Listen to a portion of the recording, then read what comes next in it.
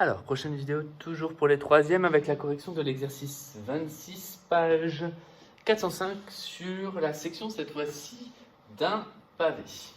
Alors, on a vu qu'il y a deux façons pour vous, en troisième, de couper un pavé, soit parallèlement à une face. Dans ce cas, c'est vraiment une section qui est simple à obtenir, puisque c'est un rectangle qui est identique à la face, ou alors parallèle à une arête.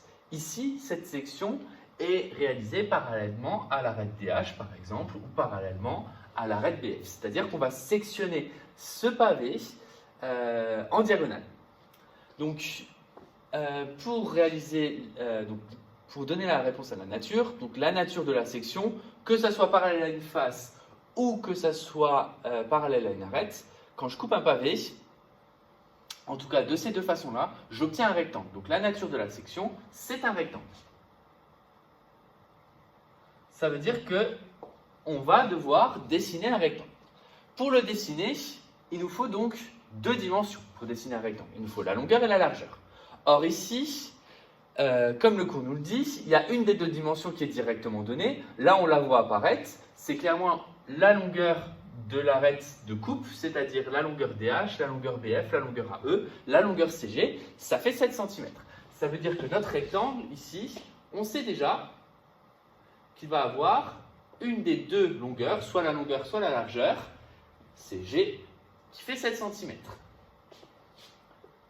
Maintenant, l'autre longueur, on pourrait s'imaginer la calculer. Mais si on regarde l'énoncé, on voit que justement la longueur AC qu'il nous demande est à calculer par la suite.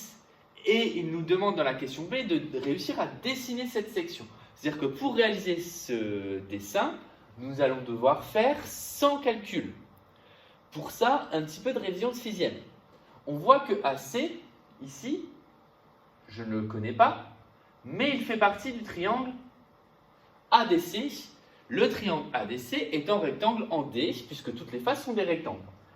Donc, dans ce cas-là, je peux évidemment utiliser le théorème de Pythagore pour calculer AC, mais ça sera la question C. Pour, du coup, réussir à tracer sans faire le calcul, je vais tout simplement faire le triangle rectangle en question. Donc la toute première chose à faire, ça c'est ma figure à main levée, c'est pour réussir à trouver cette longueur-là, je ne vais pas la calculer, je vais tracer mon triangle rectangle ADC. Parce que pour réussir à tracer un triangle, il y a trois choses à connaître. Soit on connaît trois longueurs, si ça vérifie l'inégalité triangulaire, je peux tracer ce triangle. Soit je connais deux longueurs et un angle bien placé, soit je connais deux angles et une longueur bien placée. Dans ces trois cas de figure, je suis capable de tracer le triangle sans connaître les trois longueurs. Ici, c'est le cas. Je connais la longueur AD, je connais la longueur DC et entre les deux, je sais qu'il y a un angle droit. Je peux donc tracer le triangle ADC sans connaître la mesure de AC. C'est ce que je vais faire. Je vais donc tracer un côté qui mesure 12 cm. Donc vous le faites en vraie grandeur sur votre figure. Donc 12 cm. Ensuite, je vais tracer un angle droit. Et cet angle droit, issu de D, va mesurer 5 cm.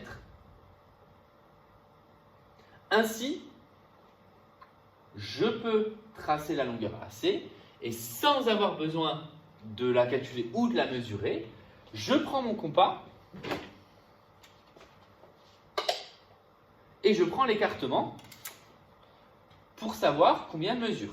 Alors, au passage, je vous le dis déjà, la réponse, ça va mesurer 13. Mais cet écartement-là va donc faire 13 cm, mais on ne le sait pas encore. Donc je mets une marque ici et là pour tracer un segment qui fait 13 cm, donc qui fait la mesure de AC. Ensuite, je trace un angle droit et 7 cm. Je trace un angle droit et de nouveau 7 cm. Et normalement, si j'ai bien réalisé mes angles droits, la longueur là va de nouveau faire 13 cm également.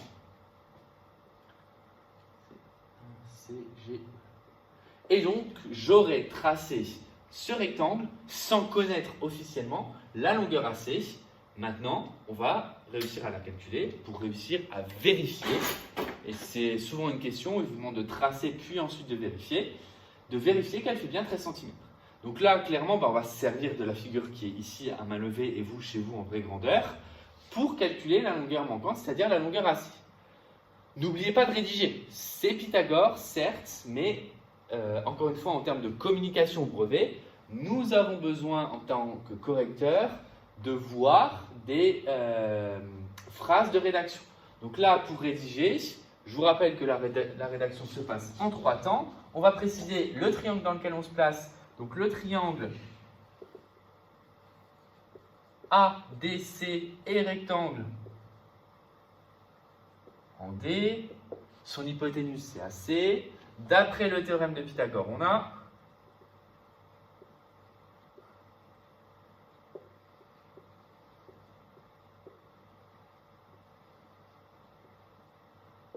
alors, qu'est-ce qu'on a? On a que AC au carré, donc l'hypoténuse au carré, est égal à AD au carré plus DC au carré, c'est-à-dire est égal à la somme des carrés des deux autres côtés. Donc AC carré que je ne connais pas, donc là c'est vraiment le cas simple quand on cherche à calculer l'hypoténuse, est égal à 5 au carré plus 12 au carré. Au passage, 2 carrés parfaits à connaître par cœur, ça fait 25 plus 144. Ce qui fait AC carré égale 169. Ça ne veut pas dire évidemment que la longueur AC mesure 169, mais c'est bien la racine de 169, et racine de 169 qui est également à connaître, qui fait 13 cm. Voilà pour cet exercice. Donc si je résume, la nature de la section, tout le monde, et ça c'est du cours, doit être capable de dire que c'est un rectangle. Ce rectangle, on voit une de ces deux dimensions qui est connue, c'est ce qu'on a également écrit dans le cours, c'est la dimension de l'arête de coupe. C'est-à-dire on coupe parallèlement à DH, donc ça veut dire que la longueur ici est égale à la même que la longueur DH, c'est-à-dire 7 cm. Donc je sais que je vais tracer un rectangle dont je connais une des deux longueurs qui est 7 cm. Pour calculer l'autre longueur, on a besoin de Pythagore. Maintenant, on se rend compte également qu'on n'est pas obligé d'utiliser Pythagore pour faire le tracé.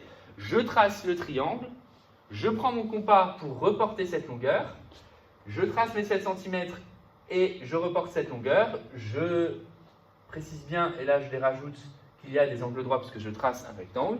Et donc uniquement avec 7 cm, l'équerre et le compas pour reporter la longueur là que je vais coder.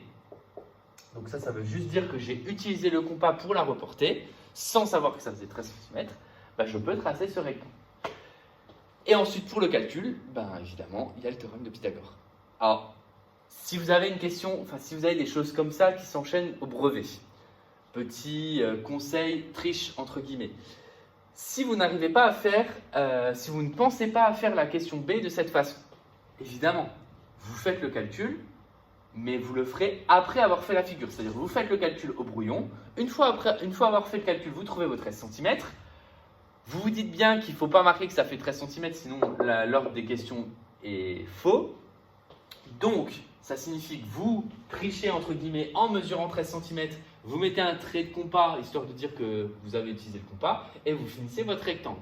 Comme ça, le correcteur, il voit quoi? Il voit qu'il y a une construction au compas, c'est ce qui est attendu puisqu'on ne connaît pas toutes les longueurs. Il ne voit pas de mesure, et après, il voit votre calcul. Donc, normalement, un correcteur, si vous faites les choses dans le sens là, c'est-à-dire dans le mauvais ordre, sans l'affirmer, il ne le verra pas. Et donc, du coup, vous aurez tous les points.